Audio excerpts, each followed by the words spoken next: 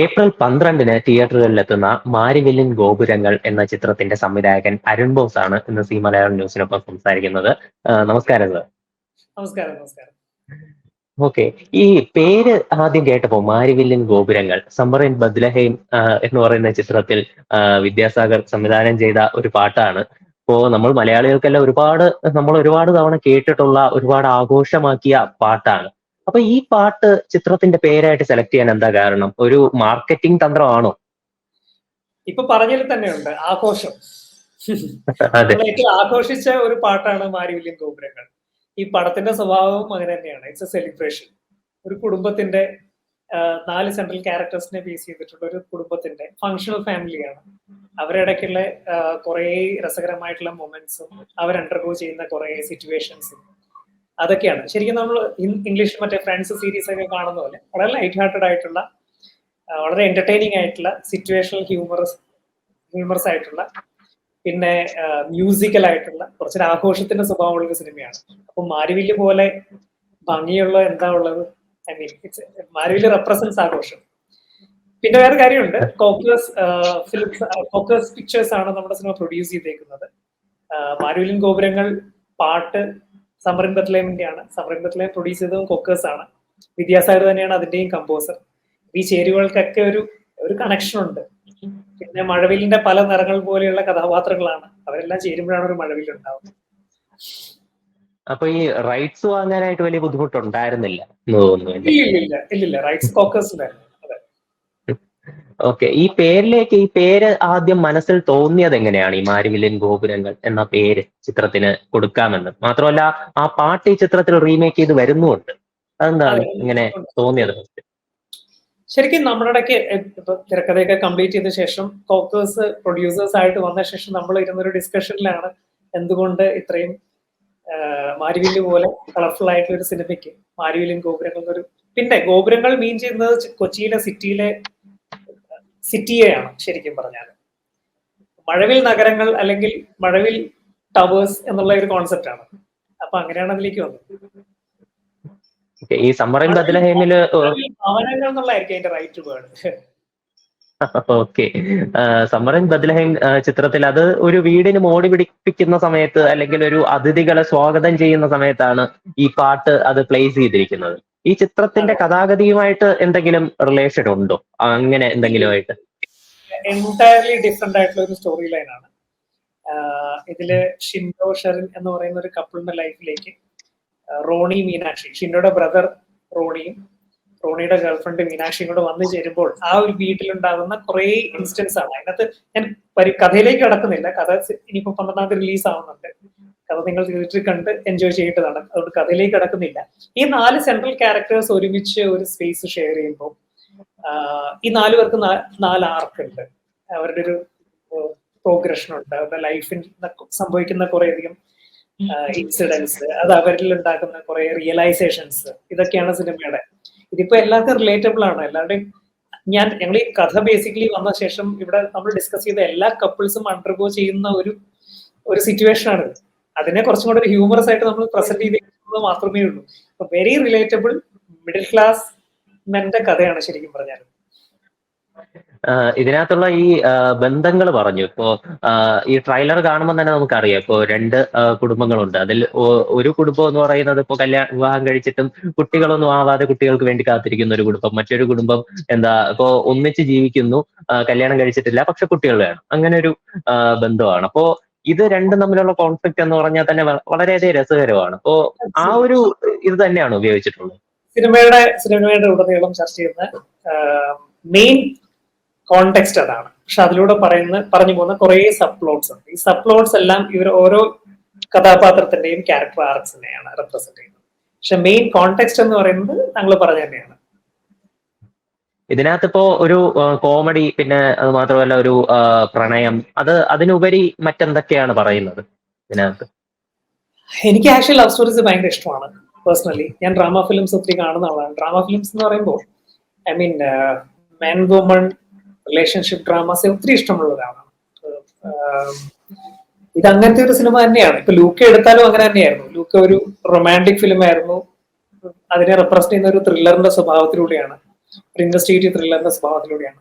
എന്നാൽ ഇതൊരു end to end രണ്ട് കപ്പിൾസിന്റെ അവരുടെ ഇടയ്ക്കുള്ള റൊമാൻസിന്റെ അവരുടെ ഇടയ്ക്കുള്ള പ്രശ്നങ്ങളുടെ ഒക്കെ ആ ഒരു ഇക്വേഷൻ ആണ് നമ്മൾ ഇതിനകത്ത് ഡീൽ ചെയ്യാൻ ശ്രമിച്ചിട്ടുള്ളത്. പക്ഷെ അതിലൂടെ പറഞ്ഞു വെക്കുന്ന കുറെ, ഞാൻ പറഞ്ഞില്ല, എല്ലാവർക്കും കണക്ട് ചെയ്യാൻ പറ്റുന്ന ഒരു കഥയാണ് ഇത്.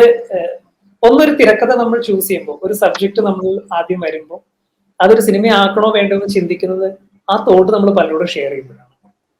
അത് അൾട്ടിമേറ്റ്ലി അത് എത്രമാത്രം ഒരാളുടെ പേഴ്സണൽ ലൈഫുമായിട്ട് കണക്ട് ആകുന്നു എന്നുള്ളതാണ് ആദ്യം ചിന്തിക്കുന്നത് ഞാൻ. അപ്പൊ ഈ ഒരു തോട്ട് ഷെയർ ചെയ്ത് ഞാൻ ആദ്യം സത്യത്തിൽ ഒരു മലയാളത്തിലെ ഒരു ഫെമിലിയർ ആർട്ടിസ്റ്റിനോടാണ് ഞാൻ ആദ്യം ഷെയർ ചെയ്യുന്നത്. അവരൊരു കപ്പിൾ തന്നെയായിരുന്നു, പുള്ളിയും വൈഫുമായിട്ടാണ് ഞാൻ ഷെയർ ചെയ്യുന്നത്. അവർക്ക് വളരെ റിലേറ്റബിൾ ആണ്. ഈ കൊച്ചി നഗരത്തിൽ ജീവിക്കുന്ന അർബൻ കപ്പിൾസിന് എല്ലാം വളരെ അവരുടെ റിയൽ ലൈഫിൽ അണ്ടർഗോ ചെയ്യുന്ന സിറ്റുവേഷൻ തന്നെയാണിത്. കൊച്ചി നഗരം എന്ന് ഞാൻ പറയുന്നില്ല ഫോർ എനി വൺ. അതുകൊണ്ടാണ് ഇത് എല്ലാവർക്കും റിലേറ്റബിൾ ആയിട്ടുള്ള ഒരു സിനിമയായിരിക്കും ഞാൻ പറയുന്നത്. ഓക്കെ, ഈ ലൂക്കയുടെ കാര്യം നോക്കുകയാണെങ്കിൽ അതിനകത്ത് കഥാപാത്രങ്ങൾ കുറവാണ്. അപ്പോ അതുകൊണ്ട് തന്നെ അതിന്റെ നമുക്ക് കുറച്ച് ആളുകളുടെ ക്യാരക്ടർ ആർക്ക് കാണിച്ചാൽ മതി. പ്രധാനമായിട്ടും അതിനകത്ത് ലൂക്ക എന്ന കഥാപാത്രവും പിന്നെ നിഹാരിക എന്ന് പറയുന്ന കഥാപാത്രത്തിലൂടെയാണ് അത് മുന്നോട്ട് പോകുന്നത്. ഇതിലോട്ട് നമ്മൾ വരുമ്പോൾ ഇഷ്ടംപോലെ കഥാപാത്രങ്ങളുണ്ട്, ഇഷ്ടംപോലെ സ്റ്റോറി ലൈൻസിനുള്ള സാധ്യതകളുണ്ട്. അപ്പോ ഈ ഇതിന്ന് ഈ ലൂക്ക പോലൊരു ചെറിയ ഫ്രെയിമിൽ നിന്ന് ഈ ഒരു വലിയ ഫ്രെയിമിലേക്ക് വന്നപ്പോ എന്താണ് ഒരു വ്യത്യാസം തോന്നിയത്, എന്താണ് അനുഭവപ്പെട്ടത്? ആക്ച്വലി കഥാപാത്രങ്ങൾ കുറവാണെങ്കിലും ലൂക്കയും വളരെ വലിയൊരു ക്യാൻവാസ് ചെയ്തൊരു സിനിമയായിരുന്നു. വളരെ അതിൽ 4 സെൻട്രൽ ക്യാരക്ടേഴ്സ് ഉണ്ട്. 2 കപ്പിളിന്റെ കഥയായിരുന്നു ലൂക്ക. അതിന്റെ കോൺട്രാസ്റ്റ് ആയിരുന്നു ശരിക്കും പറഞ്ഞാൽ പറഞ്ഞു വെക്കുന്നത്. അക്ബർ എന്ന് പറയുന്ന പോലീസുകാരൻ അന്വേഷിക്കുന്ന കേസിൽ മരണപ്പെട്ട സ്ക്രാപ്പ് ആർട്ടിസ്റ്റ് ആയിട്ടുള്ള ലൂക്കയും അയാളുടെ ലവറുമായിട്ടുള്ള റിലേഷൻഷിപ്പും അതിലൂടെ അക്ബറിന്റെ കുറെ റിയലൈസേഷനും ആ ഡെത്തിന്റെ ഇൻവെസ്റ്റിഗേഷനും ഒക്കെ ആയിരുന്നു ലൂക്ക. ഞാൻ പറഞ്ഞ 2 കപ്പിളിന്റെ വളരെ വ്യത്യസ്തമായിട്ടുള്ള പ്രണയങ്ങൾ തന്നെയായിരുന്നു ഡീൽ ചെയ്തത്. ഇതിലും പറഞ്ഞു വരുമ്പോ 2 കപ്പിൾസ് തന്നെയാണ്, ഷിൻഡോ ഷെറിൻ, റോണി മീനാക്ഷി. വളരെ വ്യത്യസ്തമായിട്ടുള്ള ക്യാരക്ടേഴ്സ് ആണ്. പിന്നെ ഞാൻ പറഞ്ഞല്ലോ ഇത് കുറച്ചും കൂടെ ഒരു എന്റർടൈനർ സ്വഭാവത്തിലുള്ള ഒരു സിനിമയാണ്. ഇതിൽ കുറേയധികം ക്യാരക്ടേഴ്സ് ഉണ്ട് ഈ പറഞ്ഞ പോലെ. ഇപ്പം വസിഷ്ഠ് ചെയ്യുന്ന ഒരു കഥാപാത്രമുണ്ട്, മിന്നൽ മുരളി. വസിഷ്ഠിന്റെ വളരെ രസകരമായിട്ടുള്ള ക്യാരക്ടറാണ്. കുട്ടികൾക്ക് ഭയങ്കര ഇഷ്ടമാകാൻ സാധ്യതയുള്ള ഒരു ക്യാരക്ടറാണ്. ഒരുപക്ഷെ കുട്ടികൾ കാണണമെന്ന് വാശി പിടിക്കാൻ സാധ്യതയുള്ള ഒരു ക്യാരക്ടറാണ്. ഈ വസിഷ്ഠും ഇന്ദ്രേടനും തമ്മിലുള്ള ഒരു പാരലൽ ട്രാക്ക് ഈ സിനിമയിൽ പോകുന്നുണ്ട്. അത് ഭയങ്കര രസകരമായിട്ടുള്ള ഒരു പാരലൽ സ്റ്റോറി തന്നെയാണ് സിനിമയുടെ. ഇതോടൊപ്പം വിൻസിയുടെ ക്യാരക്ടർ വളരെ ലൗഡ് ആയിട്ടുള്ള ഒരു ക്യാരക്ടറാണ്. ഈ പറഞ്ഞ വളരെ ലൈഫിനെ വളരെ സ്ട്രെയിറ്റ് ഫോർവേഡ് ആയിട്ടും വരുന്ന എന്ത് സിറ്റുവേഷനെയും ഫേസ് ചെയ്യാനും എന്നാൽ വ്യക്തമായിട്ടുള്ള തീരുമാനങ്ങളൊക്കെയുള്ള വളരെ ക്വർക്കി ആയിട്ടുള്ള ഒരു കഥാപാത്രമാണ് വിൻസിയുടെ. ഇന്ദ്രേട്ടൻ ഒരു സ്ട്രഗ്ലർ ആണ്. ഇന്ദ്രേട്ടൻ കുറെ ഡ്രീംസ് ഉണ്ട്. ഷിൻഡോയ്ക്ക് അച്ചീവ് ചെയ്യാൻ പറ്റാത്ത കുറെ കാര്യങ്ങൾ അതിലേക്കുള്ള അയാളുടെ യാത്രയാണ്. പക്ഷെ അതിനിടയ്ക്കാണ് ഇതെല്ലാം സംഭവിക്കുന്നത്. ഈ രണ്ടാമത്തെ കപ്പിൾ വരുന്നത് പോലെയാണ് ഇവരുടെ എൻറ്റയർ ലൈഫിലുള്ള ഇവരുടെ ലൈഫ് ജേർണി കംപ്ലീറ്റ്ലി മാറും. അതിന്റെ ഹ്യൂമറസ് ആയിട്ടുള്ള കുറെ മൊമെന്റ്സിന്റെ ഒരു എന്താ പറയുന്നത് ഒരു ഓർഡറിലാണ് സിനിമ.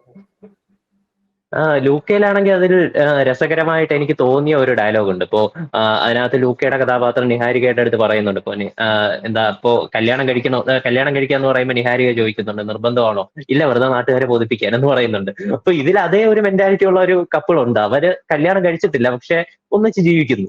അപ്പൊ ഈ റിലേഷൻഷിപ്സ് താങ്കളുടെ മൂവീസിൽ വളരെ രസകരമായിട്ട് തോന്നിയിട്ടുണ്ട്. ഇപ്പൊ ലൂക്കയിൽ തന്നെയുള്ള അക്ബർ എന്ന് പറയുന്ന പോലീസുകാരുടെ റിലേഷൻഷിപ്പ്, അത് ഒരു ബ്രോക്കൺ ആയിട്ട് ഉള്ള വലിയൊരു അണ്ടർസ്റ്റാൻഡിങ് ഇല്ലാതെ പോകുന്ന ഒരു റിലേഷൻഷിപ്പാണ്. ലാസ്റ്റ് അവര് ഒന്ന് ചേരുന്നതാണ്. അപ്പോൾ ഇത്തരത്തിൽ ഈ ബന്ധങ്ങളിലെ വ്യത്യസ്തത അത് എങ്ങനെയാണ് താങ്കളുടെ തോട്ടിൽ വന്നത്? അത് ശരിക്കും ആണും പെണ്ണും ഒരു മാൻ ആൻഡ് വുമൺ എന്ന് പറയുന്നത് വളരെ വ്യത്യസ്തമായിട്ടുള്ള 2 സ്പീഷീസ് തന്നെയാണ്.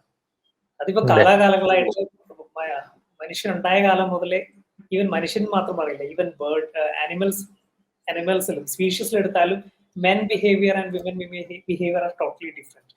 പക്ഷെ സർപ്രൈസിംഗ്ലി ഒരു വീട്ടിൽ ഒരാണും പെണ്ണും ഒരുമിച്ച് വർഷങ്ങളോളം പിണങ്ങിയും ഒക്കെ കഴിയുന്നു എന്ന് പറയുന്നതിൽ തന്നെ ഭയങ്കര രസകരമായിട്ടുള്ള ഒരു ആസ്പെക്ട് ഇല്ലേ. നമ്മുടെ ലിറ്ററേച്ചർ എടുത്താലും നമ്മുടെ പോയട്രി എടുത്താലും സ്റ്റോറീസ് എടുത്താലും, നോവൽസ് എടുത്താലും, ഈവൻ പെയിന്റിങ്സ് എടുത്താലും, സ്കൾപ്ചേഴ്സ് എടുത്താലും, എല്ലാത്തിലും ഡീൽ ചെയ്യുന്ന ഈ മാൻ വുമൺ ഇക്വേഷൻ ഭയങ്കര ഇൻട്രസ്റ്റിംഗ് ആണ്. അപ്പൊ നമ്മൾ സിനിമയിൽ അപ്രോച്ച് ചെയ്യുന്നതും അങ്ങനത്തെ ഒരു കാര്യം തന്നെയാണ്. ഇപ്പൊ ലൂക്കയും നിഹാരികയും അവരുടെ റൊമാൻറ്റിക് റിലേഷൻഷിപ്പിൽ നിന്ന് ടോട്ടലി ഡിഫറെന്റ് ആണ്. അതൊരു കാറ്റ് പോലത്തെ റിലേഷൻഷിപ്പാണ്. ഭയങ്കര വൈബ്രന്റ് ആയിട്ടുള്ള, വളരെ കളർഫുൾ ആയിട്ടുള്ള ഒരു വേനൽക്കാലത്താണ് അവരുടെ പ്രണയം നമ്മൾ റെപ്രസെന്റ് ചെയ്തേക്കുന്നത്. ഒരു വേനൽക്കാലത്തിന്റെ സെറ്റിംഗിലാണ്. അതിൽ നിന്ന് ടോട്ടലി ഡിഫറെന്റ് ആണ് അക്ബർ ഫാത്തിമ റിലേഷൻ. അവിടെ നംനെസ് ആണ്, ഒരുമാതിരി മടുപ്പാണ്, മരവിപ്പാണ്, അവരവരുടെ സെപ്പറേഷന്റെ വക്കിലാണ്. മഴ കുറെ കൊടുത്തിട്ടുണ്ടെന്ന് തോന്നുന്നു അതില്. ഞാൻ പറഞ്ഞു, നല്ല തണുത്തുറങ്ങിയൊരു മഴക്കാലത്താണ് അവരുടെ ഇക്വേഷൻ, അവരുടെ മൊമെന്റ്സ് ഷൂട്ട് ചെയ്തേക്കുന്നത്. ഈ 2 സീസൺ തന്നെ റെപ്രസെന്റ് ചെയ്യുന്ന 2 വ്യത്യസ്തമായിട്ടുള്ള കഥാപാത്രങ്ങളുടെ മാനസിക അവസ്ഥയെയാണ്. നമ്മൾ ഈ സിനിമ എടുക്കുകയാണെങ്കിൽ ഇത് 2 കപ്പിൾസിന്റെയും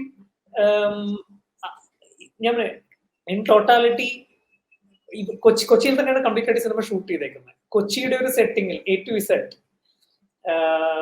ഇവരുടെ ലൈഫിൽ ഏതാനും മാസങ്ങളാണ്. അതിൽ ഈ പറഞ്ഞ പോലെ ഞാൻ കഥയിലേക്ക് കടക്കുന്നില്ല. ഇവർ ഒരുമിച്ചുള്ള ഏതാനും മാസങ്ങൾ ആണ് ഈ കഥ എന്ന് പറയുന്നത്. അതിലുണ്ടാകുന്ന കുറെ ട്രാൻസിഷൻസ് ആണ് ഈ ക്യാരക്ടേഴ്സിന്. ഇപ്പൊ നമ്മൾ എടുത്തു കഴിഞ്ഞാലും ഈ പലതരം സിനിമകൾ എന്നെ പേഴ്സണലി ഇൻസ്പയർ ചെയ്യുന്നത് ഈ മാൻ വുമൺ റിലേഷൻഷിപ്പ് ഡ്രാമാസ് ആണ് ഏറ്റവും കൂടുതൽ. അതിപ്പോ ബിഫോർ സെൻസെറ്റ് സീരീസ് ആണെങ്കിലും, വൺസ്, അല്ലെങ്കിൽ Eternal Sunshine of the Spotless Mind. മലയാളത്തിലെടുത്താൽ തന്നെ മാൻ വുമൺ എന്ന് മാത്രം ഞാൻ പറയില്ല, ദേശാടന കിളികൾക്ക് അറിയാറില്ല, അല്ലെങ്കിൽ വുമൻ ആണ്. പക്ഷെ there is an interesting equation. നമ്മൾ ബഡ്ഡി മൂവീസ് എന്നൊക്കെ വിളിക്കും ഇതിനെ, അല്ലെങ്കിൽ മാൻ. ഈ ഇക്വേഷൻ ഭയങ്കര ഇൻട്രസ്റ്റിംഗ് ആണ്. ഇതിൽ നിന്ന് ഉണ്ടാകുന്ന കുറെ ഡൈനാമിക്സ് ഭയങ്കര ഇൻട്രസ്റ്റിംഗ് ആണ്. അപ്പൊ അതിനെ വെച്ച് എക്സ്പെരിമെന്റ് ചെയ്യാനുള്ള വളരെ ഇഷ്ടമുള്ള ഒരാളാണ്. ഈ ബന്ധങ്ങളിലെ വ്യത്യസ്തത അത് വലിയ ഇഷ്ടമാണല്ലേ? അതെ അതെ അതെ. ശരിക്കും നമ്മള് യൂഷ്വൽ ആയിട്ടുള്ളതല്ലല്ലോ കാണാൻ ആഗ്രഹിക്കുന്നത്. എപ്പോഴും അൺയൂഷ്വൽ ആയിട്ടുള്ള എന്തെങ്കിലും അല്ലേ നമ്മുടെ ആർട്ട് ഫോമിൽ കാണാൻ ആഗ്രഹിക്കുന്നത്.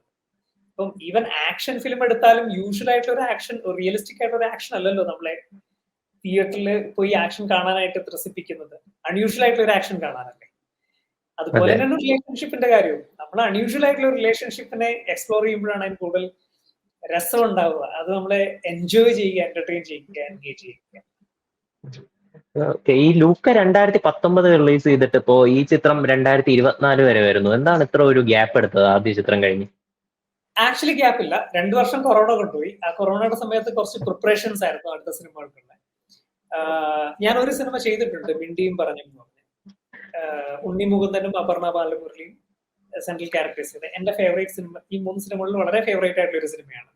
ഇതിൽ നിന്ന് ടോട്ടലി ഡിഫറെന്റ് ആയിട്ടുള്ള ഒരു സ്വഭാവത്തിലുള്ള ഒരു സിനിമയാണ്. വളരെ മിനിമൽ ആയിട്ടുള്ള ഒരു സിനിമയാണ്. ഒരുപക്ഷെ അരുൺ ബോസ് എന്ന വ്യക്തിയെ വളരെ പേഴ്സണലി അറിയുന്ന ആൾക്കാർ എന്നിൽ നിന്ന് എക്സ്പെക്ട് ചെയ്യുന്ന കൈൻഡ് ഓഫ് ഒരു സിനിമയായിരിക്കും മിണ്ടിയും പറഞ്ഞു. അത് ഉടനെ തന്നെ മാരുവിലിന് ശേഷമാണ് ഇപ്പൊ മോസ്റ്റ് പ്രോബ്ലി തിയേറ്ററിക്കൽ റിലീസ് തന്നെ ഉണ്ടാവും. ഒറിജിനലി നമ്മളതൊരു OTT പ്ലാറ്റ്ഫോമിന് ആയിട്ട് ഡിസ്കസ് ചെയ്യാവുന്ന രീതിയിലാണ് പ്ലാൻ ചെയ്തിരുന്നെങ്കിലും അതിനൊരു തിയേറ്ററിക്കൽ റിലീസ് പോസിബിലിറ്റി കണ്ടുകൊണ്ട് തന്നെ നമ്മളൊന്ന് വെയിറ്റ് ചെയ്ത് ഇനി തിയേറ്ററിൽ എത്തിക്കാനുള്ള ഒരു പ്ലാനാണ്. ശരിക്കും ഇതിന് മാരിവില്ലൻ ഗോപുരങ്ങൾക്ക് മുമ്പേ അതിന്റെ ഒരു വീഡിയോ സോങ് ഒക്കെ റിലീസ് ചെയ്തിരുന്നു. അപ്പൊ ഇതിന് മുമ്പേ അതിന്റെ ഒരു റിലീസ് എക്സ്പെക്ട് ചെയ്തിരുന്നു. എന്താ ഇങ്ങനെ ശരിക്കും ഇതിന് ശേഷം പിന്നീട് തിയേറ്റർ റിലീസ് ചെയ്യാമെന്ന് പറഞ്ഞ് മാറ്റിവെച്ചത് തന്നെയാണ്? അതെ അതെ, ഉറപ്പായിട്ടും തിയേറ്ററിലേക്ക് എത്തിക്കാനാണ് നമ്മൾ കൂടുതൽ താല്പര്യം. തിയേറ്ററിൽ തന്നെ എക്സ്പീരിയൻസ് ചെയ്താൽ. അല്ലെങ്കിൽ ഈ പറഞ്ഞ പോലെ നേരത്തെ ലൂക്കയുടെ മഴയുടെ ഒരു ആസ്പെക്ട് പറഞ്ഞല്ലോ, മഴ ഒരു വലിയ ക്യാരക്ടറാണ് ആ സിനിമയുടെ. മിണ്ടി പറഞ്ഞു അത് ലിറ്ററലി ആ സിനിമയിലെ വില്ലൻ എന്ന് പറയുന്ന മഴയാണ്. അതാ സോങ് കാണുമ്പോഴേ അറിയാം. അത് ഇപ്പോ ഇതുപോലെ ഈ ലൂക്കയിൽ അല്ലെങ്കിൽ ഇതിൽ കാണും പോലെ കുറച്ചൊരു അപ്പർ മിഡിൽ ക്ലാസ് അല്ലെങ്കിൽ ഒരു മിഡിൽ ക്ലാസ് ഫാമിലി അല്ലാതെ കുറച്ചൊരു പ്രശ്നങ്ങൾ ഒക്കെ ഉള്ള ഒരു കുടുംബമാണെന്ന് തോന്നുന്നു അതിൽ ഡിസ്കസ് ചെയ്യുന്നത്. ഈ അപ്പർ മിഡിൽ ക്ലാസ് എന്ന് പറഞ്ഞ ഒരു ക്ലാസിഫിക്കേഷൻ ഈ 3 സിനിമയ്ക്കും ഇല്ല. Middle class, upper middle class എല്ലാവരും ഒരേ പ്രശ്നങ്ങൾ അനുഭവിക്കുന്ന മിഡിൽ ക്ലാസ് തന്നെയായിട്ടാണ് ഞാൻ കാണുന്നത്. നമ്മളിത് നമ്മുടെ ലൈഫിനെ എങ്ങനെ മുന്നോട്ട് കൊണ്ടുപോകുന്നു, അല്ലെങ്കിൽ ലൈഫിനെ എങ്ങനെ സെലിബ്രേറ്റ്, അതിന്റെ അപ്രോച്ച് മാത്രമേ ഡിഫറെന്റ് ആവുള്ളൂ. ഇവരെല്ലാം മിഡിൽ ക്ലാസ്സുകാരാണ്. കാരണം എനിക്ക് റിലേറ്റ് ചെയ്യുന്ന മിഡിൽ ക്ലാസ് ലൈഫാണ്. ഞാനും ഒരു മിഡിൽ ക്ലാസ് ഹ്യൂമൻ ബീങ് ആണ്.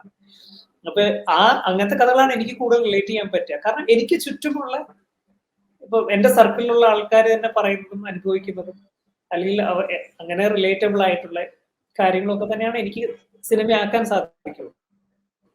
ഇപ്പം മിണ്ടിയും പറഞ്ഞു എടുത്താലും അതൊരു മാരിഡ് കപ്പിളിന്റെ ഇടയ്ക്കുള്ള ലവ് സ്റ്റോറിയാണ്. പക്ഷെ അതിലൂടെ അവരുടെ കുറെ പാസ്റ്റ് മെമ്മറീസും ഒക്കെ ക്രോണോളജിക്കൽ ഓർഡറിലല്ല, ഇങ്ങനെ ഒരു ഷഫിൾഡ് ഓർഡറിൽ പോകുന്ന ഒരു സ്ട്രക്ചർ ഒക്കെയാണ് ആ സിനിമയ്ക്ക്. അതൊരു വളരെ പ്രസിദ്ധമായൊരു ഷോർട്ട് സ്റ്റോറിയുടെ സിനിമാറ്റിക് അഡാപ്റ്റേഷനാണ് മിണ്ടിയും.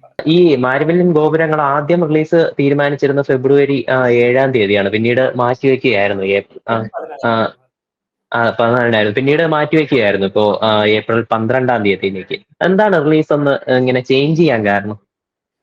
ഒന്ന് ഈദ് വിഷു ടൈമിൽ ഞാൻ പറഞ്ഞില്ലേ, ഈ സിനിമയ്ക്ക് മൊത്തത്തിൽ ഒരു സെലിബ്രേഷൻ സ്വഭാവമുള്ള ഒരു സിനിമയാണ് ഇത്. അങ്ങനെ ഒരു ടൈമിൽ റിലീസ് ചെയ്യുന്ന ഒരു ആഘോഷത്തിന്റെ മൂഡിൽ എല്ലാവരും ഫാമിലീസ് ഒക്കെ ഇരിക്കുന്ന സമയത്ത് റിലീസ് ചെയ്യുന്നതാണ് ഏറ്റവും ആപ്റ്റം തോന്നി. ഒന്ന്.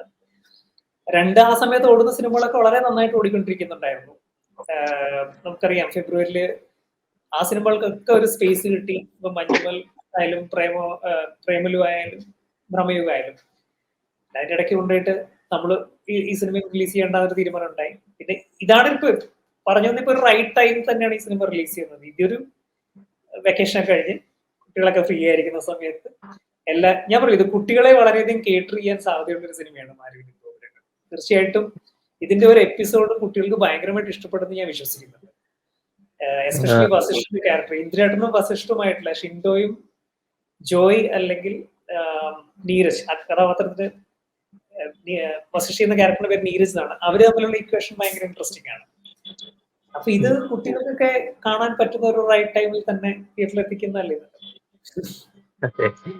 ഈ ഫെബ്രുവരി മാസത്തെ ഈ പ്രേമലു, മഞ്ഞുമൽ ബോയ്സ്, പിന്നെ പ്രമേയവും ആ ഒരു കോമ്പറ്റീഷനിൽ നിന്ന് മാറി. പക്ഷെ ഇപ്പൊ നോക്കുമ്പോഴാണെങ്കിലും ഇപ്പോ റിലീസ് ചെയ്യാൻ പോകുന്ന ചിത്രങ്ങൾ നോക്കുക, ആവേശമുണ്ട്, പിന്നെ വർഷങ്ങൾക്ക് ശേഷമുണ്ട്, പിന്നെ ഇപ്പോ ജയ് ഗണേഷ് ഉണ്ട്, പിന്നെ ആടുജീവിതം തിയേറ്ററിൽ ഓൾറെഡി സക്സസ്ഫുൾ ആയിട്ട് ഓടുന്നുണ്ട്.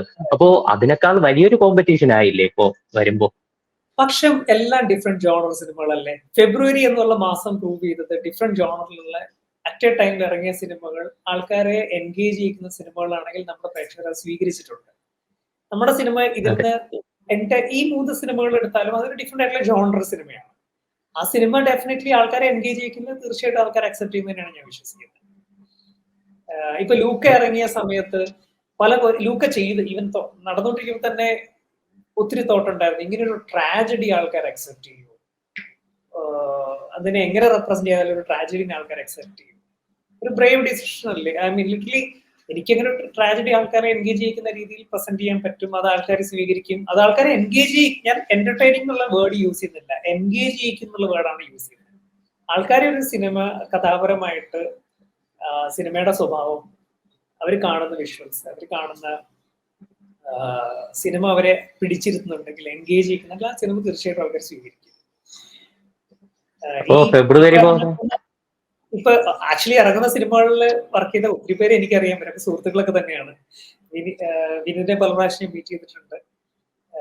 ഉണ്ണി നല്ല സുഹൃത്താണ്, കാരണം മിണ്ടിയും പറഞ്ഞു ഉണ്ണി ശരിക്കും ഞങ്ങൾ അങ്ങോട്ടും ഇങ്ങോട്ടും സപ്പോർട്ട് ചെയ്യുന്നുണ്ട്. നമ്മുടെ ആവേശം ചെയ്ത് അവരുടെ സിനിമ ഞാൻ വളരെയധികം എൻജോയ് ചെയ്തിരുന്നു. കഴിഞ്ഞ സിനിമ രോമാഞ്ചം. ഇവരുടെയൊക്കെ സിനിമ നല്ല സിനിമകളായിരിക്കണം, നന്നായിട്ട് വരണം തന്നെയാണ് എന്റെ ആഗ്രഹം. അതിന്റെ കൂടെ നമ്മൾ കോ എക്സിസ്റ്റ് ചെയ്യുക എന്നുള്ളതാണ്. ഇപ്പൊ ഫെബ്രുവരിയിൽ ഇറങ്ങിയ എല്ലാ സിനിമകളും ഹിറ്റ് ആയതുപോലെ ഇപ്പോഴും സംഭവിക്കുമെന്ന് തന്നെയാണ് പ്രതീക്ഷ. അങ്ങനെ ആകട്ടെ എന്നാണ് ഞാൻ ആഗ്രഹിക്കുന്നത്, തീർച്ചയായിട്ടും.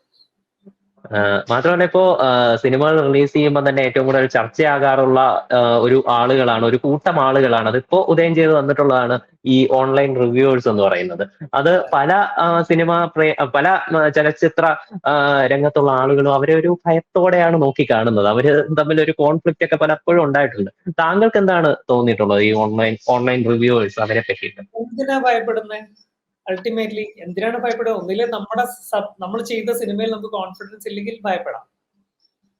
ഞാൻ എന്തിനാണ് ഭയപ്പെടുന്നത്? കാരണം ഞാൻ ചെയ്ത സിനിമകൾ 3 സിനിമയാണെങ്കിലും പിന്നെ ഞാൻ വളരെ കോൺഫിഡന്റ് ആണ്. അത് അത്യാവശ്യം ആൾക്കാർക്ക് ഇഷ്ടപ്പെടുന്ന ഒരു സിനിമ തന്നെയാണ്. അത് റിവ്യൂസ് തീർച്ചയായിട്ടും ഇഷ്ടപ്പെടും എന്ന് തന്നെയാണ് ഞാൻ വിശ്വസിക്കുന്നത്. ഞാൻ എന്തിനാണ് ഭയപ്പെടുന്നത്? ഞാൻ അവരെയൊക്കെ എന്റെ പാർട്ട്നേഴ്സ് ആയിട്ട് തന്നെയാണ് ട്രീറ്റ് ചെയ്യുന്നത്. അവരെയും ഒന്നിച്ചു കൊണ്ടുപോകണം സിനിമ ഈ രംഗത്ത്. പ്രൊഡക്റ്റീവ് ക്രിറ്റിസിസംസ് എല്ലാ സിനിമകൾക്കും നല്ലത് തന്നെയാണ്. ഇപ്പൊ ലൂക്ക ഇറങ്ങിയ സമയത്ത് ഒത്തിരി നല്ല പ്രൊഡക്റ്റീവ് ക്രിറ്റിസിസംസ് ഉണ്ടായിട്ടുണ്ട്. എനിക്ക് നല്ല റിവ്യൂസും ഒത്തിരി കുറച്ച് നെഗറ്റീവ് റിവ്യൂസും വന്നിട്ടുണ്ട്. എങ്കിലും ഇപ്പൊ ഉദാഹരണത്തിന് ഭരദ്വാജ് നല്ലൊരു റിവ്യൂ തന്നിരുന്നു ലൂക്ക ഇറങ്ങിയ സമയത്ത്. മീനാക്ഷി ഷെഡ്ഡെ നല്ലൊരു റിവ്യൂ തന്നിരുന്നു. മീനാക്ഷിയുടെ ലിറ്ററലി ബോംബെയിൽ നിന്ന്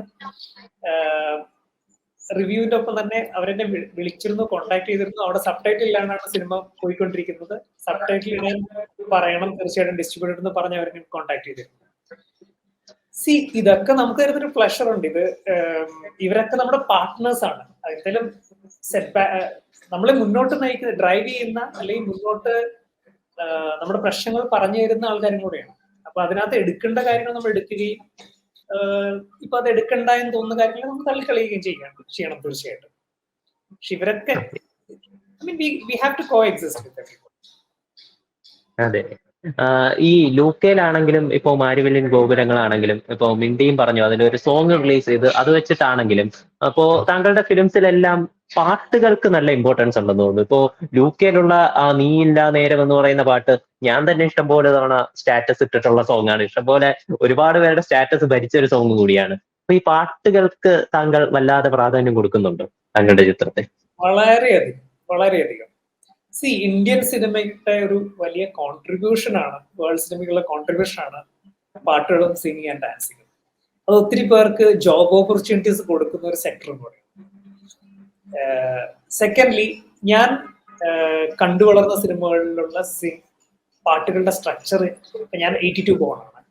അപ്പോൾ ആ കാലഘട്ടത്തിലൊക്കെ കണ്ടു വളർന്ന സിനിമകളുടെ സോങ് സ്ട്രക്ചറുകൾ എനിക്ക് ഭയങ്കര ഇഷ്ടമാണ്. അതിൽ ഞാൻ വളരെയധികം ഇൻസ്പിറേഷൻസ് എടുത്തിട്ടുണ്ട്. അപ്പൊ തീർച്ചയായിട്ടും സിനിമയിൽ ആസ്ഥാനത്തുള്ള പാട്ടുകൾ എന്നല്ല ഞാൻ പറഞ്ഞു, സിനിമയെ മുന്നോട്ട് കൊണ്ടുപോകുന്ന പ്രൊമോഷൻ. ഞാൻ സോങ്സിനെ ഒരിക്കലും പ്രൊമോഷണൽ കണ്ടന്റ് ആയിട്ട് കാണുന്നില്ല.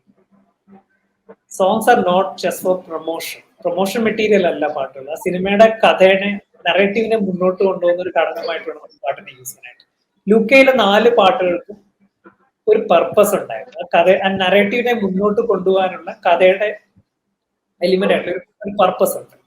അതേപോലെ തന്നെയാണ് മിണ്ടിയും പറഞ്ഞു ഇപ്പൊ റിലീസ് ചെയ്ത പാട്ട് എന്ന് പറഞ്ഞാൽ സിനിമയുടെ മുഴുവൻ കഥ പാട്ടിലുണ്ട്. ഏതാനും ഷോട്ടുകൾ മാത്രമേ ആ സിനിമ, ശരിക്കും പറഞ്ഞാൽ ഏറ്റവും മിനിമൽ ആയിട്ട് ചെയ്തൊരു സോങ് ആണ് നീയെ നെഞ്ചിൽ എന്ന് പറഞ്ഞ മിണ്ടിയും പറഞ്ഞു. ഞാൻ തന്നെയാണ് അത് കൊറിയോഗ്രാഫി ചെയ്തത്. അതിൽ ഏറ്റവും മിനിമം ഷോട്ട്സിലാണ് ആ സോങ് കമ്പോസ് ചെയ്തേക്കുന്നത്. അതിൽ ഹീറോ ഉണ്ട്, ഹീറോയിൻ ഉണ്ട്, വില്ലനും ഉണ്ട്. ആക്ച്വലി വളരെ ക്യൂട്ടായിരുന്നു അത് പാട്ടിലെ ഒരു രംഗങ്ങൾ. അപ്പോ അത് കുറച്ചൊരു റിയലിസ്റ്റിക് ആയിട്ടുള്ള, എന്നാൽ അതിലൊരു എലിമെന്റ് ഓഫ് സർറിയലിസം ഉണ്ട്. ഇതേപോലെ തന്നെ മാരിവില്യൻ ഗോപുരങ്ങൾ എടുത്താലും മാരിവില്യൻ ഗോപുരങ്ങളില് 4, 2, 6 പാട്ടുകളുണ്ട്. ഈ 6 പാട്ടുകൾക്കും സിനിമയുടെ നറേറ്റീവിനെ, സിനിമയുടെ കഥയെ മുന്നോട്ട് കൊണ്ടുപോകുന്ന, സിനിമയുടെ നറേറ്റീവിനെ മുന്നോട്ട് കൊണ്ടുപോകാൻ വേണ്ടിയിട്ടാണ് യൂസ് ചെയ്തത്. പക്ഷെ ഒരു വ്യത്യാസമുണ്ട് മാരിവില്യൻ ഗോപുരങ്ങളിൽ. ഇതിൽ ഞാൻ പ്രശ്ന മാസ്റ്ററുടെ കൊറിയോഗ്രാഫിയില് ലിപ്സിംഗ് ഉള്ള സോങ്സ് കൊടുത്തിട്ടുണ്ട്. കുറെ കാലശേഷമാണല്ലോ, വളരെ റെയർ ആയിട്ടല്ല നമുക്ക് ലിപ്സിംഗ് ചെയ്യാനുള്ള ഒരു പോസിബിലിറ്റി. കാരണം ഇതിനൊരു കുറച്ച് മ്യൂസിക്കൽ ജോണറിന്റെ രീതിയിൽ ചില ഏരിയസ് അതിനെ ഒന്ന് ട്രീറ്റ് ചെയ്ത രസമായിരിക്കും തോന്നി. അപ്പൊ അത് അങ്ങനത്തെ ഒരു, ടോട്ടലി പറയുകയാണെങ്കിൽ ലൂക്കയിലെ 4 പാട്ട്, മിണ്ടിയും പറഞ്ഞു 3 പാട്ടുകളുണ്ട്. ഇപ്പം മാരിവില്യൻ ഗോപുരങ്ങളത്തിൽ 6 സോങ്സ് ഉണ്ട്. ഇപ്പൊ ഒരു പാട്ടുകളുടെ സ്പോട്ടിഫൈയിൽ ഒരു പാട്ടുകളുടെ യൂണിവേഴ്സ് ഉണ്ട് എനിക്ക്. അപ്പോ താങ്കൾ സിനിമയുടെ ഡിസ്കഷൻ നടക്കുമ്പോൾ അല്ലെങ്കിൽ അതിന്റെ ഒരു പ്രൊഡക്ഷൻ ടൈമിൽ തന്നെ പാട്ടുകളും അത്രത്തോളം തിരക്കഥയോടൊപ്പം തന്നെ ഇമ്പോർട്ടൻസ് കൊടുക്കുമായിരിക്കും അല്ലേ? ഉറപ്പായിട്ടും ഞാൻ എഴുതി വെക്കാറുണ്ട് കറക്റ്റ് ആയിട്ട് പാട്ടുകളിൽ ഞാൻ എന്താണ് കമ്മ്യൂണിക്കേറ്റ് ചെയ്യാൻ ഉദ്ദേശിക്കുന്നത്, അല്ലെ ആ പാട്ടിന്റെ സ്ട്രക്ചർ എന്തായിരിക്കണം, ആ പാട്ടിന് ആ സിറ്റുവേഷനിൽ എന്താണ് റെലവൻസ് എന്നുള്ളത് വ്യക്തമായിട്ട് എഴുതി വെക്കാം. പിന്നെ പാട്ടുകൾ ഒരു ട്രാൻസിഷൻ, സിനിമയുടെ ഒരു പെർട്ടിക്കുലർ ടൈമിൽ നിന്ന് വേറൊരു ടൈമിലേക്കുള്ള ട്രാൻസിഷൻ കൊടുക്കാൻ ഏറ്റവും എഫക്റ്റീവ് ആയിട്ടുള്ള പാട്ടുകൾ. പിന്നെ കൂടുതൽ മൊണ്ടാഷ് സോങ്സ് ആണ് ഞാൻ ലൂക്കയിലും മിണ്ടിയും പറഞ്ഞും ചെയ്തിട്ടുള്ളത്. ഇതിലും 2 സോങ്സ് മൊണ്ടാഷ് ആണ്, ഒരു 3 സോങ്സ് നമ്മൾ കുറച്ചും കൂടെ കൊറിയോഗ്രാഫ്ഡ് ആയിട്ട് ലിപ്സിംഗ് ഉള്ള സോങ്സ് മാറി. ഇതിലേക്ക് വരുമ്പോ മ്യൂസിക് കമ്പോസർ വിദ്യാസാഗറാണ്. ഒരു 2000-ന്റെ ഒരു 90-കളുടെ അവസാനം 2000-ന്റെ തുടക്കത്തിലൊക്കെയാണ് പുള്ളിയുടെ ഒരു സുവർണ്ണ കാലഘട്ടം എന്ന് പറയുന്നത്. ഞാനൊരു 90s കിഡ് എന്നുള്ള നിലയിൽ എന്റെ ഒരു ചൈൽഡ്ഹുഡ് മെമ്മറിയിൽ ഒരുപാട് തങ്ങി നിൽക്കുന്ന നിറയെ സോങ്സ് അദ്ദേഹം ചെയ്തിട്ടുണ്ട്. അപ്പൊ അദ്ദേഹത്തിന് ഈ സിനിമയിലൂടെ വീണ്ടും അദ്ദേഹത്തിന്റെ കുറെ നല്ല സോങ്സ് ഈ സിനിമയിലൂടെ വരുന്നുണ്ട്. അപ്പൊ ഇതും ലൂക്ക പോലെ ഹിറ്റ് ചാർട്ടിൽ ഇടം നേടുമെന്ന് പ്രതീക്ഷിക്കുന്നുണ്ടോ പാട്ടുകൾ? ഉറപ്പായിട്ടും എനിക്ക് തോന്നുന്നു ഈ പാട്ടുകൾ കൂടുതൽ ആൾക്കാർ സ്വീകരിക്കാൻ പോകുന്നത് സിനിമ റിലീസ് ചെയ്ത ശേഷമായിരിക്കും. കാരണം സിനിമയില് കഥയുമായിട്ട് ചേർന്ന് പോകുന്നതാണ്. സിനിമയായിട്ട് സിനിമയിൽ ഈ പാട്ടുകൾ കാണുമ്പോഴേക്കും ഇത് കുറച്ചും കൂടെ റീവിസിറ്റ് ചെയ്യാൻ സാധ്യത ഞാൻ കാണുന്നു ഈ മാരിലിൻ കോബ്ലങ്ങളെ സംബന്ധിച്ച്. പിന്നെ വിദ്യാജിയുടെ ആരാധകനാണ് ഞാനും ഈ പറഞ്ഞ പോലെ നമ്മള് പെണ്ണില ചന്ദ്രക്കിണ്ണം മുതൽ ഇങ്ങോട്ട് കേൾക്കുന്നതാണ് വിദ്യാജിയുടെ പാട്ടുകൾ. എന്റെ ഇപ്പോഴും ഞാൻ പറയാറുണ്ട്, എന്റെ അലാം ടോൺ ആയിട്ട് ഇപ്പോഴും കിടക്കുന്നത് ആരോഗ്യരൽ മീറ്റിംഗാണ്. സോ വിദ്യാജിയെ പോലെ ഒരു ലെജൻഡിന്റെ കൂടെ വർക്ക് ചെയ്യാൻ സാധിച്ച ഒരു ബ്ലെസ്സിങ് ആയിട്ടാണ് ഞാൻ കാണുന്നത്. പിന്നെ എന്തുകൊണ്ട് വിദ്യാജിനെ ഈ സിനിമയിലേക്ക് ഓപ്റ്റ് ചെയ്യുന്നതിന് ഒരു വൺ മേജർ റീസൺ, പ്രൊഡക്ഷൻ ഹൗസിന്റെ വിദ്യാജിയായിട്ടുള്ള ബന്ധം മാത്രമല്ല. ഞാൻ പ്രപ്പോസ് ചെയ്തത് വിദ്യാജിനെ കാരണം ഇങ്ങനെ ഒരു അർബൻ ഡ്രാമയില് വിദ്യാജിയുടെ കൈൻഡ് ഓഫ് മ്യൂസിക് വന്നാൽ അത് കുറച്ചൊരു എക്സ്പെരിമെന്റൽ സ്വഭാവം സിനിമയ്ക്ക് ഉണ്ടാകും എന്നൊരു തോന്നുന്നുണ്ടായിരുന്നു. ഒരു ടിപ്പിക്കൽ അക്രോസ്റ്റിക് ഗിറ്റാറിന്റെയും അല്ലെങ്കിൽ അങ്ങനത്തെ ഒരു സ്ഥിരമായിട്ട് കാണുന്ന അർബൻ ഡ്രാമകളിൽ യൂസ് ചെയ്യുന്ന ഒരു മ്യൂസിക് സ്ട്രക്ചറിൽ നിന്ന് മാറിയിട്ട് ഒരു വ്യത്യസ്തമായിട്ടുള്ള ഒരു മ്യൂസിക് സ്ട്രക്ചർ ഈ സിനിമയ്ക്ക് ഉണ്ടാവുന്നത് അങ്ങനെ തന്നെ സംഭവിച്ചിട്ടുണ്ട്. വിദ്യാജി വളരെ അൺയൂഷ്വൽ ആയിട്ട് ഒരു അർബൻ ഡ്രാമയിൽ സാധാരണ യൂസ് ചെയ്യാൻ സാധ്യതയില്ലാത്ത കൈൻഡ് ഓഫ് ഇൻസ്ട്രുമെന്റ്സ് ഇതിനകത്ത് യൂസ് ചെയ്തിട്ടുണ്ട്. ലൈക്ക് ഘടമൊക്കെ യൂസ് ചെയ്തിട്ട് നല്ല രസമുള്ള സീക്വൻസുകൾ മ്യൂസിക് ഉണ്ട്. നമ്മൾ യൂഷ്വലി ഒരു അർബൻ ഡ്രാമയിൽ ഇപ്പോൾ ഒരു ഘടത്തിന്റെ ബാക്കിംഗ് ഒന്നും നമ്മൾ കേൾക്കാറില്ല, which actually works in a different way. ഭയങ്കര രസമാണ്. ഐ മീൻ സെക്കൻഡ്ലി ഈ പാട്ടുകൾക്കും ഈ മ്യൂസിക്കിനും ലോങ്ങിറ്റിവിറ്റി ഉണ്ടാവും ഞാൻ വിശ്വസിക്കുന്നത്. നമ്മളൊരു പാട്ട് കേട്ട് ഇത്ര മാസങ്ങൾക്കുള്ളത് മറന്നു പോവാണ്, അല്ലെങ്കിൽ ആ ഒരു ടെമ്പററി, ഞാൻ പറഞ്ഞില്ല, ഒരു പ്രൊമോഷണൽ മെറ്റീരിയൽ ആയിട്ട് ഒരു പാട്ടിനെ ട്രീറ്റ് ചെയ്യുമ്പോൾ അതിന്റെ അതാ ഒരു ഫ്യൂ മന്ത്സിലേക്ക് അതിന് ലൈഫ് ഉണ്ടാവുള്ളൂ. പക്ഷെ this songs will live for ever. ഇപ്പൊ താങ്കൾ പറഞ്ഞ പോലെ നീലാനേരം ഇപ്പോഴും പ്ലേലിസ്റ്റിലുണ്ടെങ്കിൽ അത് ആ പാട്ടിന് ലോങ്ങിറ്റിവിറ്റി ഉണ്ടെന്ന് വിശ്വസിക്കുന്നതാണ്. വിദ്യാജിയുടെ ഈ പാട്ടുകൾക്ക് ലോങ്ങിറ്റിവിറ്റി ഉണ്ടാവുമെന്ന് ഞാൻ വിശ്വസിക്കുന്നു.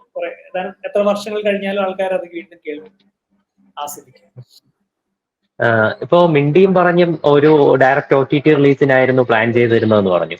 ഇപ്പോ OTT റിലീസ് തന്നെ പലരും ചൂണ്ടിക്കാട്ടുന്ന ഒരു പ്രശ്നമാണ്, ഇപ്പോ തിയേറ്ററിൽ ഈ പടം ഒരു നല്ല സക്സസ്ഫുൾ ആയാൽ മാത്രമേ പല OTT പ്ലാറ്റ്ഫോംസും ചിത്രം ഏറ്റെടുക്കുന്നുള്ളൂ എന്ന് പറയുന്ന ഒരു അവസ്ഥയുണ്ട്. തിയേറ്ററിൽ ഈ സിനിമ പരാജയപ്പെട്ടാൽ പല OTT പ്ലാറ്റ്ഫോമുകൾ അത് വാങ്ങാൻ പോലും മടി കാണിക്കാറുണ്ട്, ഇപ്പോ ഈവൻ സൂപ്പർ സ്റ്റാർ ചിത്രങ്ങളാണെങ്കിൽ പോലും. അപ്പോ അതുപോലെ ഇപ്പോഴുള്ള ഈ OTT ഇപ്പോ ഇന്നത്തെ കാലഘട്ടത്തെ ഈ ചിത്രത്തിന്റെ റിലീസുമായിട്ട് ബന്ധപ്പെട്ടിട്ട് ഉള്ള ഈ പ്രശ്നങ്ങൾ, അത് ശരിക്കും ഫിലിം മേക്കേഴ്സ് നേരിടുന്ന വലിയൊരു പ്രതിസന്ധിയാണ്. ഈ OTTസിന്റെ പെനട്രേഷൻ അല്ലെങ്കിൽ OTTs പോപ്പുലർ ആയത് ഏത് സമയത്താണ്? വളരെ റീസെന്റ് സമയത്താണ്. എനിക്ക് തോന്നുന്നു കൊറോണ ടൈമിൽ എല്ലാവരും വീട്ടിലിരുന്ന സമയത്ത് OTT പ്ലാറ്റ്ഫോമുകളിലേക്ക് സിനിമ വന്നിരുന്ന ഒത്തിരി ഓഡിയൻസിനെ ടിവിയിൽ സിനിമ കാണാനായിട്ട്. പ്രോബബ്ലി ഒന്നാമത്തെ കാര്യം, നമ്മൾ തിയേറ്ററിന് വേണ്ടി ചെയ്യുന്ന സിനിമയുടെ സ്വഭാവവും, തിയേറ്ററിൽ സിനിമ എന്ന് പറഞ്ഞാൽ മാസ് ഓഡിയൻസ്, കുറെ ആൾക്കാർ ചേർന്ന് ഒരു ഫുട്ബോൾ ഗ്രൗണ്ടിൽ ഇരുന്ന് ഫുട്ബോൾ കാണുന്ന അതേ പ്രതീതിയാണ് നമ്മളൊരു തിയേറ്ററിൽ സിനിമ കാണുന്നത്. അപ്പൊ അതുപോലുള്ള സ്പെക്ടാക്കിൾ എക്സ്പെക്ട് ചെയ്യുന്ന ഒരു സിനിമകൾ തിയേറ്ററിൽ ഉണ്ടെങ്കിലും, പക്ഷെ OTTയിൽ നമ്മൾ കൂടുതൽ കാണുന്നത് ജോണറുകൾ എടുത്തു ഫോണിൽ കാണുന്ന ഓഡിയൻസ് പേഴ്സണൽ സിനിമകൾക്കാണ് കൂടുതൽ OTTയിൽ സ്കോപ്പ് ഞാൻ കാണുന്നത്. വേറെ ഒരു ടെലിവിഷൻ ചാനലുകള് സിനിമകൾ എടുക്കുന്നത് വേറെ രീതിയിലാണ്. അവരെ സംബന്ധിച്ചിട്ട് കുറച്ചും കൂടെ ചെറിയ ചെറിയ പോർഷൻസ് ആയിട്ടാണ് എല്ലാവരും സിനിമ. അതിനിടയ്ക്ക് എത്രമാത്രം കുറച്ചും കൂടെ സ്കിറ്റ് സ്വഭാവ സിനിമകൾക്ക് ടെലിവിഷനിൽ സ്കോപ്പ് ഉണ്ടാവും. അപ്പൊ ഇത് മൂന്ന് തരം സിനിമകൾ തന്നെയാണ് ലിറ്ററലി. തിയേറ്ററിലേക്ക് വേണ്ടി ചെയ്യേണ്ട സിനിമകളുടെ സ്വഭാവത്തിൽ വേണം തിയേറ്ററിലേക്ക് വേണ്ടി സിനിമകൾ ചെയ്യാനായിട്ട് എന്ന് കരുതി നല്ല രസകരമായിട്ടുള്ള ഒരു ഹ്യൂമർ, നമ്മുടെയൊക്കെ ഈ ടെൻഷനൊക്കെ മറന്ന് തിയേറ്ററിലിരുന്ന് ഉല്ലസിച്ച് ചിരിക്കാൻ പറ്റുന്ന വളരെ സിമ്പിൾ ആയിട്ടുള്ള ഒരു ഹ്യൂമർ സിനിമയും തിയേറ്ററിൽ അടിപൊളിയായിട്ട് വർക്കാവാൻ സാധ്യതയുണ്ട്. അപ്പൊ ഇപ്പൊ ലോക്ക്ഡൌണിന്റെ സെക്കൻഡ് സ്റ്റേജിൽ പല സിനിമകളും തിയേറ്ററിൽ ഇറങ്ങിയിരുന്നെങ്കിൽ തിയേറ്റർ തുറന്ന സമയത്ത് ഗോഡ്സില്ല ഭയങ്കരമായിട്ട് ഹിറ്റ് ആയിരുന്നു കേരളത്തില്. കാരണം നമ്മുടെ ഓഡിയൻസിന് അറിയാം ഈ സിനിമ തീർച്ചയായിട്ടും തിയേറ്ററിൽ പോയി എക്സ്പീരിയൻസ് ചെയ്യേണ്ടതാണ്. ഇതെനിക്ക് സ്മോൾ സ്ക്രീനിൽ കണ്ടാൽ ആ എക്സ്പീരിയൻസ് കിട്ടില്ല എന്ന് അറിയാം. കൊറോണയുടെ സെക്കൻഡ് സ്റ്റേജിൽ ഗോഡ്സിൽ എന്തുകൊണ്ട് ഇത്രയും വലിയ ഹിറ്റായി കേരളത്തിൽ? So it had that spectacle for a theatre. അപ്പം ഒരു തരത്തിൽ നല്ലതാണ്. OTT കണ്ടന്റുകൾ പാരലി ശരിക്കും OTT ഓപ്പൺ ചെയ്ത ഒരു ഡിഫറെന്റ് ബിസിനസ് മേഖലയുണ്ട്. അത് പ്രോബ്ലി സീരീസുകളായിട്ടായിരിക്കും കൂടുതൽ നിൽക്കാൻ പോകുന്നതെന്നാണ് എന്റെ വിശ്വാസം. പക്ഷേ ഈ പറഞ്ഞതുപോലെ തുടക്കത്തിൽ വളരെ ഹെൽപ്ഫുൾ ആയിരുന്നെങ്കിലും പിന്നീട് തിയേറ്ററിൽ ഓടാത്ത ചിത്രങ്ങൾ, അത് OTT എടുക്കാത്ത ഒരു സാഹചര്യം ഇപ്പോൾ നിലവിൽ കൂടുതൽ വന്നുകൊണ്ടിരിക്കുകയാണ്. അതൊരു പ്രതിസന്ധിയല്ലേ? ഞാൻ പറയട്ടെ, ഈ അൾട്ടിമേറ്റ്ലി അവർ നോക്കുന്നത് ബിസിനസ് തന്നെയാണ്. എത്ര പേര് ഈ സിനിമകൾ കാണുന്നു. ഓക്കെ, ഇവരുടെ OTT പ്ലാറ്റ്ഫോംസ് എല്ലാം ഫംഗ്ഷൻ ചെയ്യുന്നത് അവരുടെ അൽഗോരിതംസ് വെച്ചിട്ടാണ്. അവർ റിപ്പീറ്റ് ആയിട്ട് കാണുന്ന ഒരു സിനിമയാണോ, ചിലപ്പോൾ അതൊക്കെ വെച്ചിട്ടായിരിക്കും അവരുടെ ബിസിനസ് ഫംഗ്ഷൻ ചെയ്യുക. ആ ബിസിനസ്സിനെ ഫിറ്റ് ആകാത്ത സിനിമകൾ നമ്മൾ ക്രിയേറ്റ് ചെയ്ത് കൊടുത്തിട്ട് അവർക്ക് എന്താണ് ബെനിഫിറ്റ് ഉള്ളത്? പക്ഷെ വേറൊരു കാര്യം നോക്കുകയാണെങ്കിൽ ഇപ്പോ തിയേറ്ററിൽ ഓടാത്ത പല ചിത്രങ്ങളും ഇപ്പോ ദേവദൂതനാണെങ്കിലും പിന്നെ ആടാണെങ്കിലും ഇപ്പോ എനിക്ക് തോന്നുന്നു താങ്കളുടെ ആദ്യത്തെ ചിത്രം ലൂക്ക ആണെങ്കിൽ തന്നെ തിയേറ്ററിനേക്കാൾ കൂടുതൽ ആ ചിത്രം ഒരുപാട് പോപ്പുലർ ആയത്, ഒരുപാട് ഒരു ആഘോഷമായി മാറിയത് OTT വന്നതിന് ശേഷമാണെന്ന് തോന്നുന്നു. അപ്പൊ ഇതുപോലെ OTT കാരണം ശ്രദ്ധിക്കപ്പെടുന്ന ഒരുപാട് ചിത്രങ്ങളില്ലേ, അല്ലെങ്കിൽ എങ്ങനെ മറ്റേ ഡിജിറ്റൽ ആക്ച്വലി പ്ലാറ്റ്ഫോംസിലാണ്? ലൂക്ക തിയേറ്ററിലാണ് കൂടുതൽ ശ്രദ്ധിക്കപ്പെടുന്നത്. കാരണം ലൂക്ക ഇരിക്കുന്നത് മനോരമ മാക്സിലാണ്. മനോരമ മാക്സിന്റെ സബ്സ്ക്രൈബേഴ്സിന് മാത്രമേ അത് കാണാൻ പറ്റിയിട്ടുള്ളൂ. ലൂക്ക OTT പ്ലാറ്റ്ഫോം ലൂക്ക കൂടുതൽ സെലിബ്രേറ്റ് ചെയ്തത് തിയേറ്ററിലാണ്. ഇപ്പം തിയേറ്റർ എക്സ്പീരിയൻസ് ഉള്ള സിനിമകൾ തീർച്ചയായിട്ടും ആൾക്കാർ തിയേറ്ററിൽ തന്നെ പോയി കാണും, എക്സ്പീരിയൻസ് ചെയ്യും എന്ന് തന്നെയാണ് ഞാൻ വിശ്വസിക്കുന്നത്. അത് ചെറിയ സ്ക്രീനിൽ കണ്ടാൽ, പിന്നെ നമ്മൾ ഈ ചെറിയ സ്ക്രീനിൽ നമ്മൾ സിനിമ കാണുമ്പോൾ ഒരു കണ്ടിന്യൂസ് ആയിട്ടൊരു സിനിമ എത്ര പേര് കാണാറുണ്ട്? ഇടയ്ക്ക് ബ്രേക്ക് ഒക്കെ എടുത്ത് ചിലപ്പം നമ്മൾ സിനിമ കാണേണ്ട രീതിയിലല്ല പലപ്പോഴും നമ്മൾ OTTയിലെ സിനിമ കാണും, നിർത്തി. എനിക്ക് എന്റെ അഭിപ്രായത്തിൽ സിനിമകൾ ഉണ്ടാവേണ്ടത് തിയേറ്ററിൽ തന്നെയാണ്. തിയേറ്ററിൽ ഒരു സിനിമയെ നമ്മൾ എക്സ്പീരിയൻസ് ചെയ്യേണ്ടത് തിയേറ്ററിന്റെ ആ സിനിമ ഹാൾ എന്ന് പറയുന്ന സ്പേസിലാണ്. OTTയിൽ കാണിച്ച് ചില ജോണർ സിനിമകൾക്കായിരിക്കും കുറച്ചും കൂടെ OTT പ്ലാറ്റ്ഫോംസ് ബെറ്റർ ആവുക, കുറച്ചും കൂടെ സീരീസുകളായിരിക്കും OTT പ്ലാറ്റ്ഫോംസിന് ബെറ്റർ ആവുക. ഇപ്പൊ കറന്റ്ലി അങ്ങനെ തന്നെയാണ് വന്നുകൊണ്ടിരിക്കുന്നത്. ഇപ്പോ ഈ ഈദ് വിഷു റിലീസ് ആയിട്ട് ചെയ്യാൻ പോകുന്ന ചിത്രങ്ങൾ, ഇപ്പോ ജയ് ഗണേഷ് ആണെങ്കിലും പിന്നെ വർഷങ്ങൾക്ക് ശേഷമാണെങ്കിലും ആവേശമാണെങ്കിലും അതൊക്കെ പ്രൊമോഷനിൽ വളരെ വേഗം മുന്നിൽ ഓടിക്കൊണ്ടിരിക്കുകയാണ്. മാരിവിൽ ഗോപുരങ്ങൾ അത്രത്തോളം പ്രൊമോഷൻ കണ്ടില്ല. എന്താണ് പ്രൊമോഷൻസ് ഉണ്ട്, പ്രൊമോഷൻ കണ്ടന്റ് പതുക്കെ ഇപ്പോ വന്നുകൊണ്ടിരിക്കുന്നുണ്ട്. ഇപ്പൊ ഹോർഡിങ്സും കാര്യങ്ങളൊക്കെ ഇപ്പൊ കയറിയിട്ടേ ഉള്ളൂ. ഐ മീൻ സിനിമ ഇറങ്ങുന്നതിനോടൊപ്പം തന്നെ കുറച്ചും കൂടെ അഗ്രസീവ് പ്രൊമോഷൻസ് ഉണ്ടാകും റിലീസിനോട് അടുത്ത തീയതികൾ. പിന്നെ അൾട്ടിമേറ്റ്ലി സിനിമ തിയേറ്ററിൽ ആൾക്കാർക്ക് ഇഷ്ടപ്പെട്ടാൽ good word of mouth publicity. I strongly believe അതിൽ വളരെയധികം ഞാൻ വിശ്വസിക്കുന്നു. UK അത് വളരെ ഹെൽപ്ഫുൾ ആയിരുന്നു. ഇതിലും അത് ഉണ്ടാകുന്നതിനാണ് എന്റെ വിശ്വാസം. ലൂക്ക വളരെ സൈലന്റ് ആയിട്ട് വന്നു, തിയേറ്ററിൽ ഒരു വിജയമായിട്ട് മാറി. ഇതും അതുപോലെ തന്നെ ആകുമെന്ന് തന്നെ പ്രതീക്ഷിക്കുന്നു അല്ലേ? അതെ, ഉറപ്പായിട്ടും. ഓക്കെ, അപ്പോ അവസാനമായിട്ട് ഈ സിനിമയെ പറ്റി എന്താണ് പ്രേക്ഷകരോട് പറയാനുള്ളത്? ഇതൊരു ഫൺ സിനിമയാണ്. നിങ്ങൾ തിയേറ്ററിൽ പോയിട്ട് കണ്ട് ആസ്വദിച്ച് ചിരിച്ചിറങ്ങി വരേണ്ട ഒരു സിനിമയാണ്. എന്നാൽ നമ്മൾ പറഞ്ഞു വെക്കുന്ന കുറെ ഐ മീൻ നിങ്ങൾക്ക് റിലേറ്റബിൾ ആയിരിക്കും. ഓഡിയൻസ് തീർച്ചയായിട്ടും വളരെയധികം റിലേറ്റബിൾ ആയിരിക്കും. ഇപ്പൊ ഞാനും നിങ്ങളും ഉൾപ്പെടുന്ന ഒരു സമൂഹം അണ്ടർഗോ ചെയ്യുന്ന കുറെ ഇഷ്യൂസും, ഇപ്പൊ ഈ 4 ക്യാരക്ടേഴ്സ് എടുത്താലും ഈ 4 പേരും ആരെങ്കിലുമായിട്ട് പേഴ്സണലി റിലേറ്റബിൾ ആയിരിക്കും. അപ്പൊ ഇത്ര റിലേറ്റബിലിറ്റി ഉള്ള ക്യാരക്ടേഴ്സിനെയാണ് നിങ്ങളുടെ മുമ്പിൽ പ്രസന്റ് ചെയ്യുന്നത്. ഒരു ടോട്ടലി ഒരു ഫൺ സിനിമയാണ്, ഒരു ആഘോഷത്തിന്റെ സ്വഭാവമുള്ള സിനിമയാണ്, കുട്ടികൾക്ക് ഇഷ്ടപ്പെടാൻ സാധ്യതയുള്ള ഒരു സിനിമയാണ്. അങ്ങനെ ഒരു ട്രാക്ക് സിനിമയിൽ പാരലി പോകുന്നുണ്ട്. അപ്പോ തീർച്ചയായിട്ടും തിയേറ്ററിൽ കണ്ട്, ഒരു ചെറിയ സിനിമയല്ല, അത്യാവശ്യം വലിയ ക്യാൻവാസിലാണ് നമ്മൾ ചെയ്തിരിക്കുന്നത്. കൊച്ചിയിലാണ് മുഴുവനായിട്ട് ഷൂട്ട് ചെയ്തെന്ന് പറഞ്ഞാലും ഇതിന്റെ ക്യാൻവാസ് വളരെ വലുതാകുന്ന സിനിമ കാണുമ്പോൾ മനസ്സിലാവും. അപ്പൊ തീർച്ചയായിട്ടും തിയേറ്ററിൽ പോയി കണ്ട്, നമ്മളിത് 2-3 വർഷം ഇതിന്റെ പിന്നിലായിരുന്നു. ഇപ്പം കൊറോണയുടെ സെക്കൻഡ് സ്റ്റേജ് മുതലാണ് ഇതിന്റെ റൈറ്റിംഗ് തുടങ്ങുന്നത്.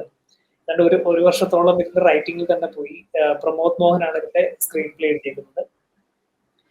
പിന്നെ ഇതിന് പിന്നിൽ പ്രവർത്തിച്ച കുറേയധികം നല്ല ആർട്ടിസ്റ്റുകളുണ്ട്, ടെക്നീഷ്യൻസ് ഉണ്ട്. എല്ലാവരുടെയും വളരെ കഠിനമായ പ്രയത്നത്തിന്റെ ഫലമായിട്ടാണ് ഈ സിനിമ ഉണ്ടായിരിക്കുന്നത്.